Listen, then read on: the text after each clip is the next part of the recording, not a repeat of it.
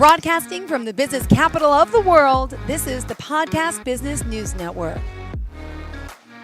We are back with Gabe Hopp. Excited to have her here. She's one half of the dynamic duo who owns One Tree Yoga, based out of Omaha, Nebraska, but virtually helping people all over the world live a better, fit lifestyle with yoga, with mindset, and so many other things. I'm going to have you all help me in welcoming Gabe today. How are you? Thanks. I'm happy to be here. I'm doing really well. Great. And for those newcomers today, just tell us a little bit about your community of One Tree Yoga, and what you all can help people with. I know we're going to focus on breath in just a sec, but just to get people acclimated with you in case it's their first time actually tuning in. Absolutely. So we are a yoga studio based out of Omaha, Nebraska. We have 2 locations and we've been in business for over 20 years. So we really know what we're doing. And we focus on teaching yoga as a discipline. We really are emphasizing learning all the aspects of yoga and yoga as a lifestyle.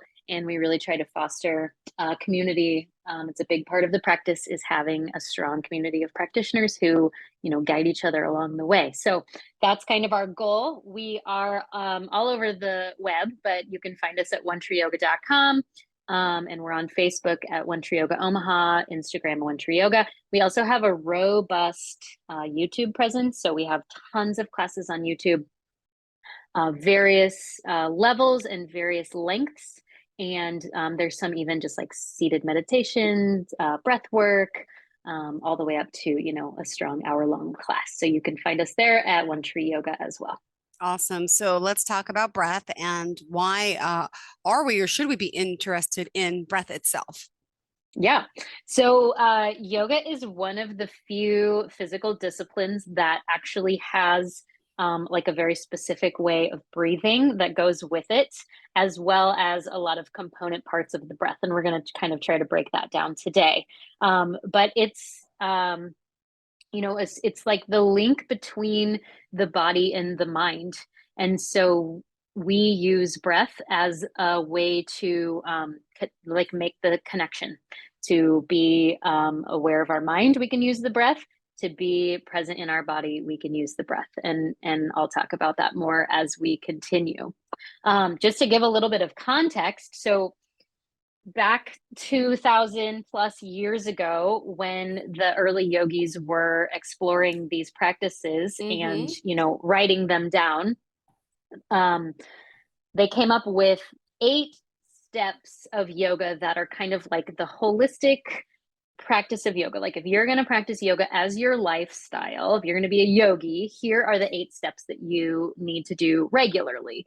And so the first 2 are like ethical, moral practices as they relate to other people and as they relate to yourself. And then the next one is physical postures. So, what to do with your body. And then the 4th one is breath. And there's a whole, canon of scholarship around breath and breathing. And so it's considered, one of the 8 most important steps on the path. It then goes on, the final 4 steps are really internal. So the breath is kind of like the hinge between the, external and the internal limbs. And so after the breath, it goes inward to turning the senses inward. So then you can meditate. The last 3 steps are meditation. Awesome. All right. Yeah.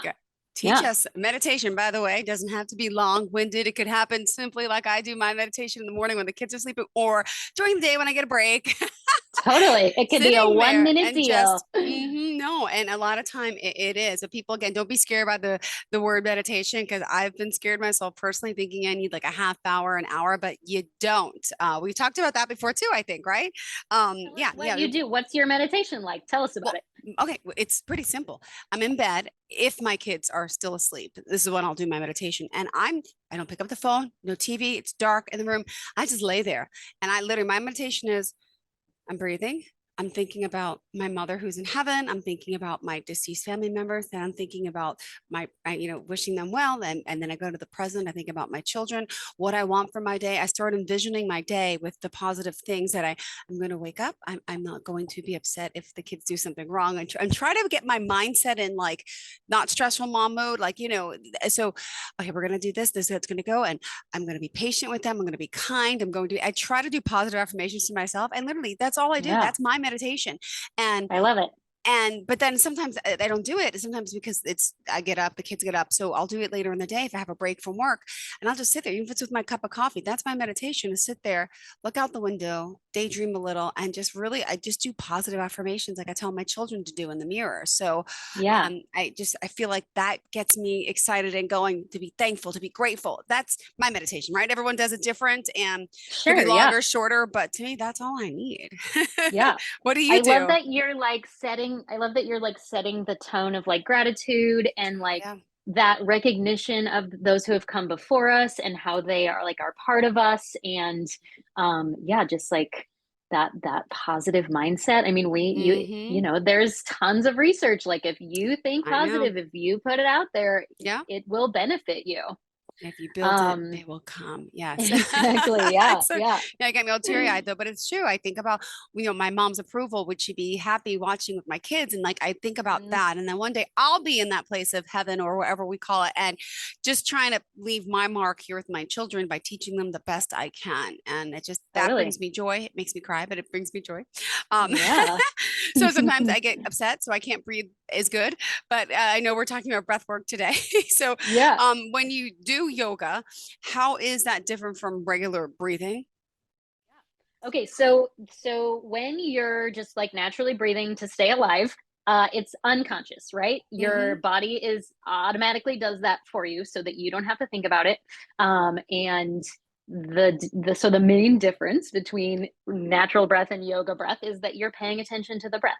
So Yeah. there's we have the conscious ability to manipulate the breath in all sorts of ways, right? We can bring the breath under our Yeah. conscious control. We can slow it down. We can lengthen it out. We can speed it up. We can make it really vigorous.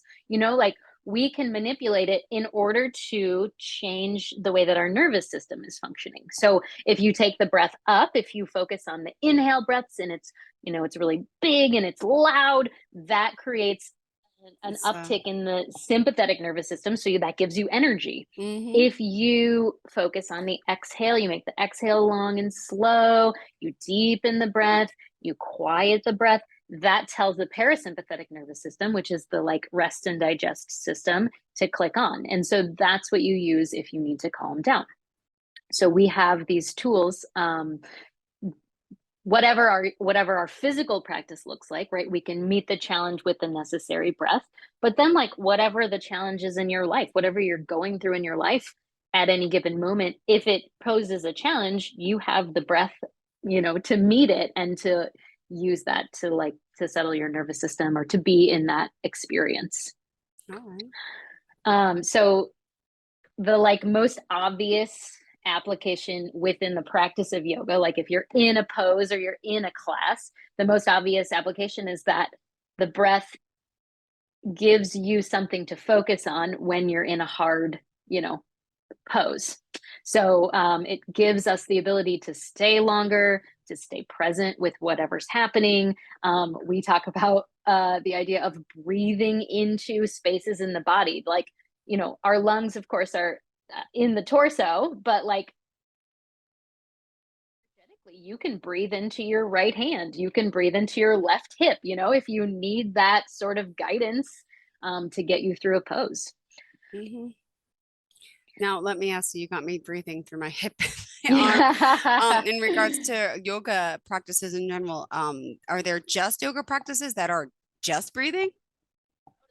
So here's another sort of distinction about the breath in yoga. So we have yoga breathing, which is just sort of a slightly fuller breath than the natural breath. So what I tell my yogis when I'm teaching them to breathe is that we're breathing, like 25 to 30% greater capacity than the natural breath, right? So it's just like a little bit bigger.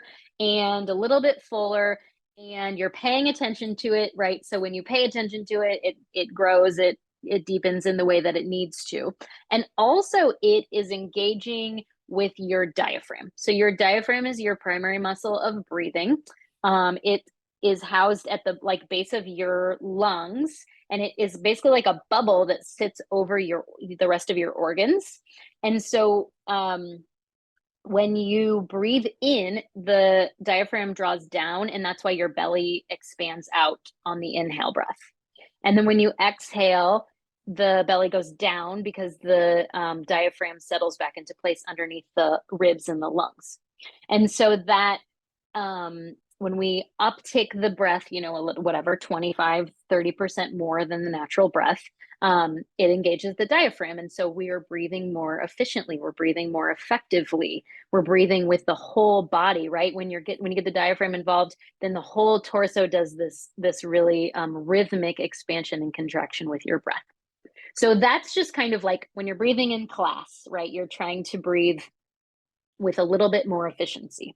Now, there are formal sitting practices that are called pranayama. So pranayama is broken down basically into two words. Prana means energy, or I think of it as like the thing that makes you alive, right? It's like it's life force.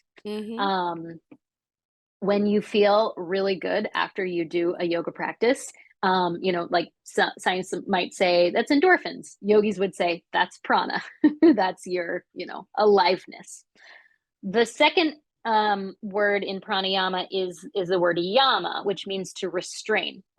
And so pranayama practices are one of two things: restraining the life force, so kind of like holding the breath, right? Like taking it in and restraining it in order to then set it free. The root word a means not, and prana ends with an a, pranayama, and so it's possible that it's interpreted as not restraining, so to unrestrain the breath, to set it free in that way. So we've got some ways to work with the breath in pranayamas. So we have formal seated practices where you just sit and you breathe in a particular way. There's a lot of different ways to do this, but there's ones where you block off one nostril at a time, you breathe through one nostril at a time. There's ones where you sip breath in and you hold the breath, right? So there's lots of different, those like formal practices. So I like to make that distinction, like there is breathing in yoga that is just like paying attention to the breath. And then there's formal seated practices of pranayama, which typically then lead right into a meditation practice. Got it. All right. Good to know. By the way, onetreeyoga.com, that's how we can reach you. Any form of contact else do you want to share kind of halfway through? Yeah, we've got our email address is info@onetreeyoga.com. We are regularly checking that, so that's a great way to get in touch with us. You can also find us on Instagram and Facebook. You can direct message us on both of those platforms. All right. What else should we know, or you can teach us about breathing? I know we're going to do some practices as well, but anything else you want to talk about breath work in a sense before we do that? Let's see. What else do we need to know about the breath? Well, I think it bears repeating that the breath is always there, right? It's always there, whether you are paying attention to it or not. And so it gives us this constant opportunity to pay attention. Like, whatever is happening, you can always like bring yourself back to the present moment and take a breath. Like you can take one breath and that tethers you to the present. You can take 10 breaths and that tethers you to the present. So the breath is just this like really great opportunity for attention, for presence, for awareness. And it is so much a part of the yoga practice that I think of it as it's really like training. Yoga trains so many things. We've talked about that, like at the very beginning of our, podcast Mm-hmm. time together, like all of the benefits of yoga. Why should we do yoga? But part of the yoga training is learning to harness the breath and learning to make it work for us in a way that, gives us the ability to relax when we need to relax, help us to fall asleep when we have trouble sleeping, help us to bring energy up when we're sleepy and we have to teach a yoga class, there's tons of ways to manipulate and to use the breath to our advantage. And so that's a big part of the yoga training. It also is worth saying that in yoga, with the exception of just a couple of formal pranayama practices, the breath is in and out of the nose. Mm-hmm. So we don't exhale out of the mouth as they do in a lot of, like exercise styles. It's all in and out of the nose. And that really allows us to control the breath more effectively. You can control it more effectively when it's in and out of the nose. And there is research that, breath in and out of the nose is just more efficient for the body functioning, period. So there's a great book called Breath by James Nestor. I highly recommend it if you're interested in breath practices at all. It's not a yoga book, but he does talk a little bit about yoga.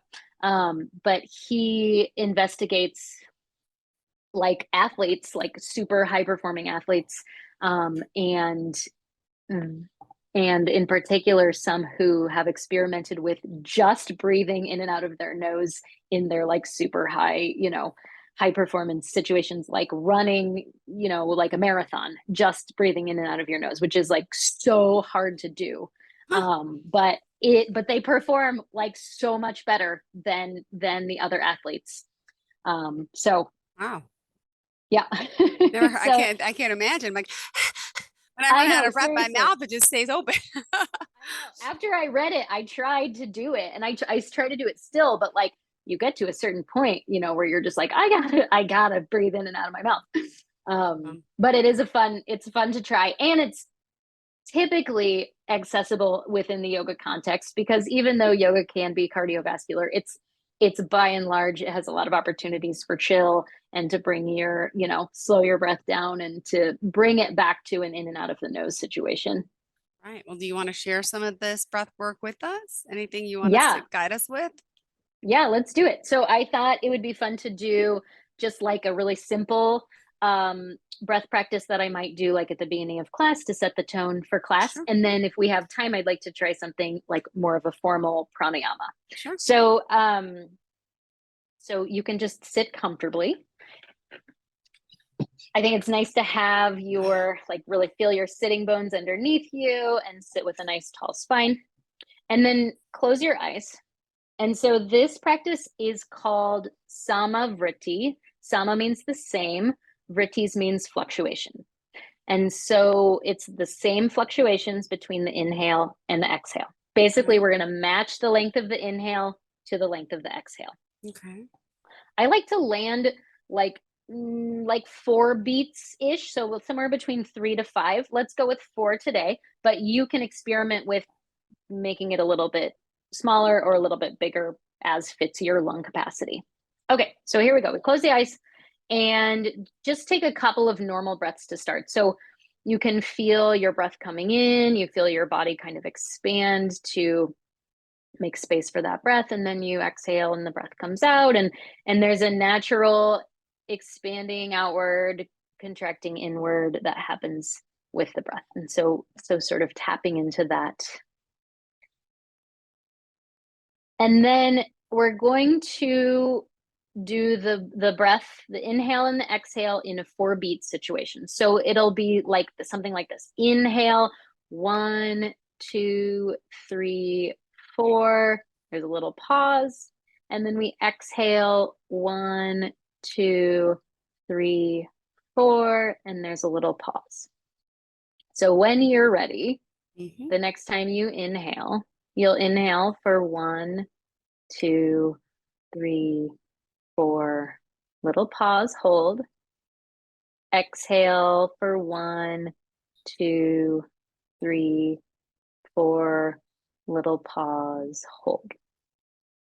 Let's keep going for about a minute or so.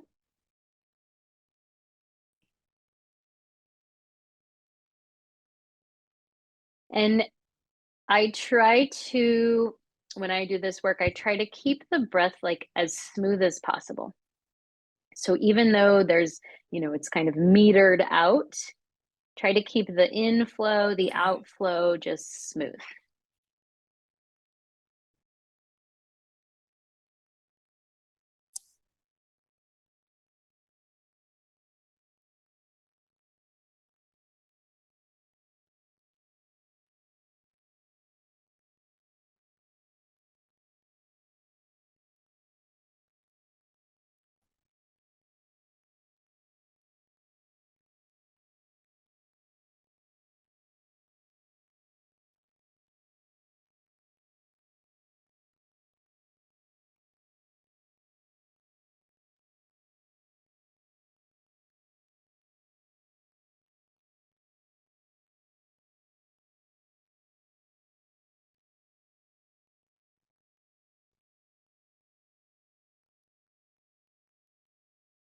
Okay, so I want you to keep going, and we're going to add on.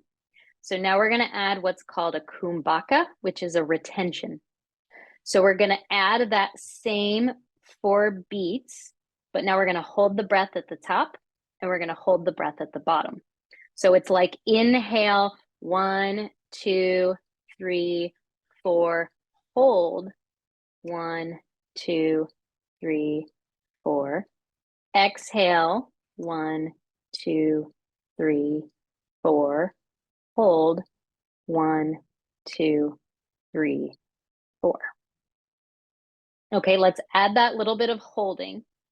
And I do always like to say, if this for any reason starts to make you feel anxious or panicky, you just drop it. If it's too intense, then you just go back to your normal breath. Okay. All right, let's try that. Let's add that retention. I'm getting tired. It feels good. Are you getting tired? Yeah, I'm very relaxed. Good. Yeah. I mean, that's the direct effect that breath has on us, right? Yeah, it has the ability to drop us in. Okay. So let's try about a minute of 4 beats inhale, 4 beats of holding, 4 beats exhale, 4 beats of holding. Here we go.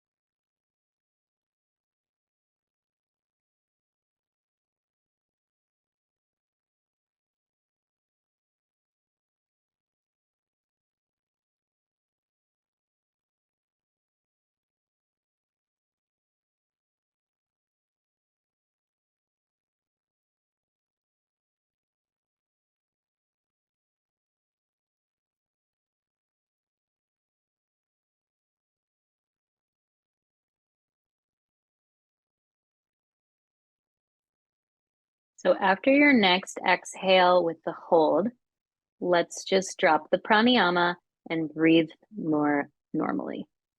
Return to your natural breath for a couple of breaths.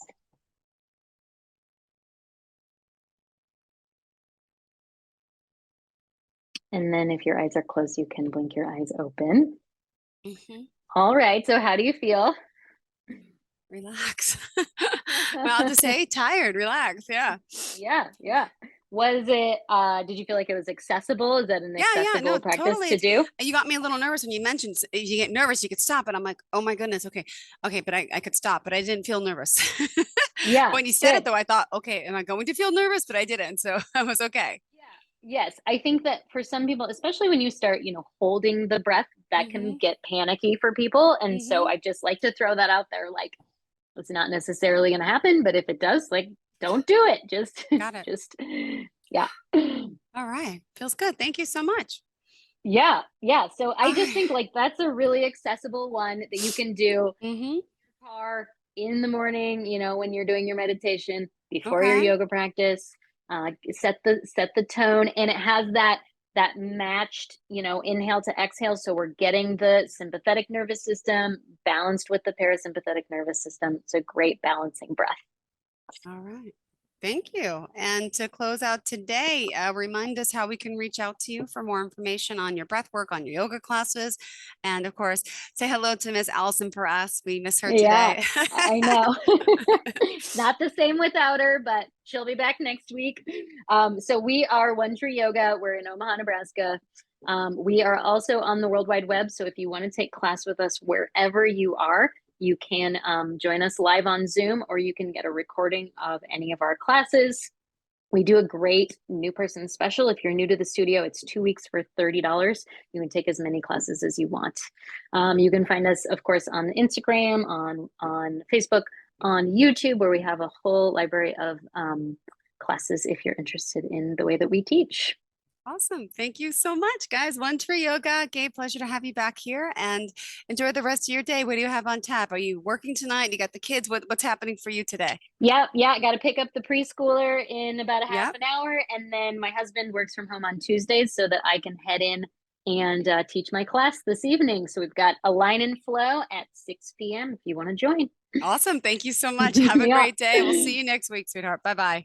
Are you looking for even more of the podcasts and hosts that you love? The Podcast Business News Network is proud to announce that you now have even more ways to listen live. Check out the MyTuner Radio, online radio box, and Simple Radio apps on iOS and Android, or find us online. Search for Business News Network on mytuner-radio.com, or search Podcast Business News Network on streama.com and onlineradiobox.com/US. Take your podcast on the go and don't miss a minute of the action.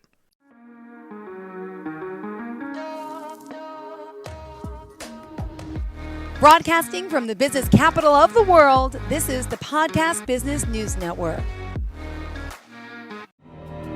For nearly 2,000 severely injured veterans, everyday life has become filled with barriers. Day-to-day simple tasks can become pretty daunting. I have to carry my chair up 2 flights of steps or have somebody do it for me. What scares me the most is just the falling. When I'm struggling with my house, I think, to have that one great barrier just knocked down, it's crucial. Home for Our Troops is a wonderful nonprofit that builds a Mortgage-free, fully adaptive, handicap-accessible house. And there's no catch. It'll be our very first home that we've ever owned. This is a game changer. This is where your life begins again.